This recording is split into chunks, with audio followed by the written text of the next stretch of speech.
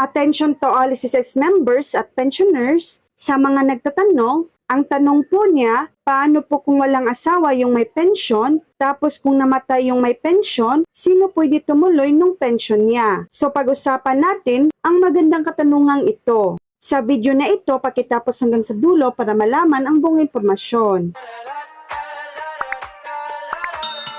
Kung walang asawa ang pensioner at namatay siya, ang mga sumusunod ang pwedeng tumuloy sa pensyon niya. Depende sa sitwasyon. Una, legitimate children or anak sa kasal. Kung mayroon siyang legitimate children, wala pang 18 years old o disabled, sila ang maghahati sa monthly pension. Pangalawa, illegitimate children or anak sa labas. Kung walang legitimate children, ang illegitimate children ay pwedeng tumanggap ng pensyon. Basta sila ay minor de edad o disabled. Pangatlo, dependent parents. Kung walang anak ang kanyang dependent parents, ay pwedeng tumanggap ng pensyon. Paano naman kung walang nabanggit sa mga sinasabi? Kung walang asawa, anak o dependent parents, ang pensyon ay hindi maitutuloy. Sa halip, ang makukuha na lang ay ang burial benefit. Mahalagang tandaan, una, kailangan patunayan ang relasyon sa namatay, tulad ng birth certificate, marriage certificate, at proof of dependency. Pangalawa, may priority ang beneficiaries, ibig sabihin, kung may legitimate children, sila ang unang makakatanggap ng pensyon. Pangatlo, ang SSS ang magdetermina kung sino ang qualified na tumanggap ng pensyon. Puntahan ang pinakamalapit na SSS branch para magtanong tungkol sa requirements at proseso ng pag-claim ng survivor's pension. So yan lang po ang latest update.